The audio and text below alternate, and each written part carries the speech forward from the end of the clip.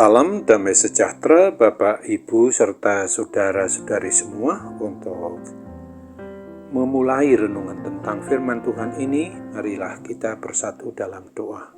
Tuhan Allah Bapa di sorga yang melampaui segala akal, hati, pikiran, dan perasaan kami umat manusia, berfirmanlah kepada kami sebab kami bersedia untuk mendengar, dan oleh pertolongan Roh Kudus mampukan kami agar boleh melaksanakan firman-Mu itu di dalam hidup kami sehari-hari. Hanya dalam nama Tuhan Yesus kami bermohon kepadamu. Amin. Sebagai nas renungan firman Tuhan pada hari ini diambil dari Titus 2 ayat 12 yang berbunyi, Ia mendidik kita supaya kita meninggalkan kefasikan dan keinginan-keinginan duniawi, dan supaya kita hidup bijaksana, adil, dan beribadah di dalam dunia sekarang ini. Sebagai tema yang diangkat dari nas renungan kita ini adalah umat harus bersikap tegas terhadap dosa. Apabila kita pertanyakan, dapatkah kita mengukur dengan ukuran yang kita pakai untuk mengukur tentang kasih Tuhan dalam kehidupan kita umat manusia ini? Jawabnya, sungguh kita tidak akan pernah mampu untuk mengukurnya. Seperti yang dituliskan di dalam Efesus 3 ayat 18 ini, betapa lebarnya dan panjangnya dan tingginya dan dalamnya kasih Kristus itu. Kasih terbesar Allah Bapa yang telah dinyatakannya itu adalah ketika Dia memberikan putranya yang tunggal, Tuhan Yesus Kristus, kepada umat manusia di dunia ini, supaya setiap orang yang mau beriman, yang mau percaya kepadanya tidak mengalami kebinasaan kekal, melainkan akan beroleh hidup yang kekal itu. Begitu juga melalui kematiannya di atas kayu salib, sekali untuk selama-lamanya, Tuhan Yesus menggantikan kita mati terkutuk karena kasih yang begitu besar itu. Ia telah buktikan betapa Ia sangat mengasihi umat manusia hingga nyawanya sendiri rela Dia korbankan, Dia serahkan untuk menggantikan kita ini. Firman Tuhan yang dituliskan pada Yohanes 15 ayat 13 di sini mengungkapkan, tidak ada kasih yang lebih besar daripada kasih seorang yang memberikan nyawanya untuk sahabat-sahabatnya. Apabila kita sudah mengalami kasih Tuhan yang begitu luar biasa ini, maka tidakkah kita rindu untuk membalas kasih-Nya yang begitu besar itu? Banyak sekali orang Kristen, orang yang mengaku beriman, yang percaya kepada Kristus berkata mengasihi Tuhan, tapi apa buktinya? Mengasihi Tuhan tidak cukup hanya rajin beribadah atau rutinitas selalu diberikan dengan memberi persembahan untuk pekerjaan pelayanan pemberitaan Injil Tuhan Yesus Kristus. Alkitab, kitab suci kita orang Kristen menegaskan bahwa bukti kita memang telah mengasihi Tuhan adalah ketika seperti yang ditulis di dalam 1 Yohanes 5 ayat 3 ini, kita menuruti perintah-perintahnya. Itulah wujud nyata kasih yang kepada Tuhan Allah Bapa di surga.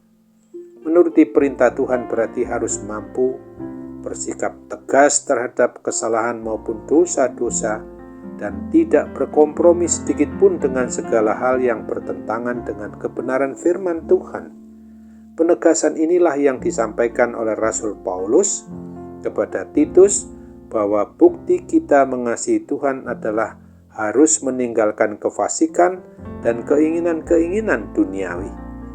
Ada banyak sekali para orang tua yang bersikap lunak dan hanya cenderung untuk membiarkan saja ketika melihat anak-anaknya melakukan perbuatan dosa, seperti yang pernah dilakukan oleh Imam Eli.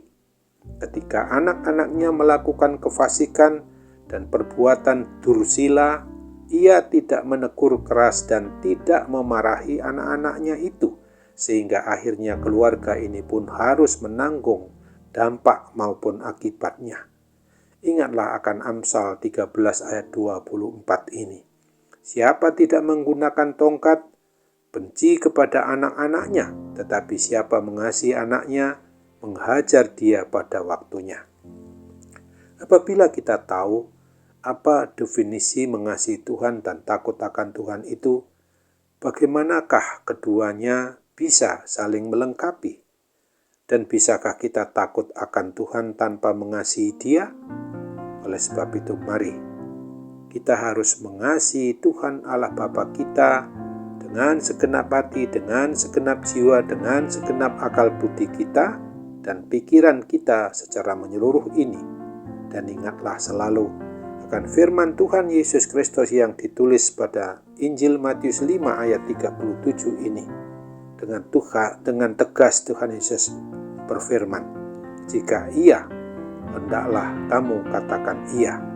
Jika tidak, hendaklah kamu katakan tidak. Apa yang lebih daripada itu berasal dari si jahat." Amin. Mari kita kembali bersatu dalam doa.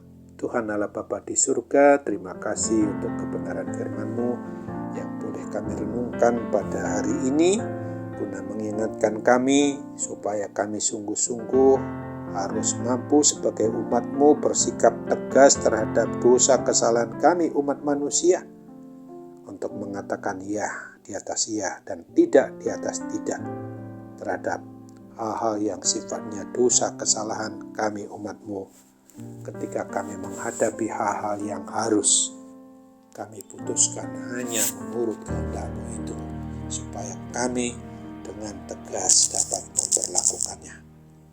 Oh Bapa di surga, kami juga ingat bagi setiap orang, pribadi kami, keluarga kami yang ketika ini dalam kesulitan untuk boleh meninggalkan segala kuasa dosa dan maut itu. Akibatnya kami memang merasakan adanya siksaan maupun juga penderitaan akibat kuasa sakit penyakit, terlebih akibat kuasa sakit penyakit rohani kami ini. Bapa, tolong kami agar kami boleh keluar, dibebaskan dari segala gangguan roh-roh kegelapan yang memang menguasai kami, yang melengkapi segala cobaan yang dari hati kami itu, supaya kami boleh keluar dari dalamnya. Kami bermohon dalam sembah sujud kami, jadilah kehendak-Mu Bapa, dalam nama Tuhan Yesus.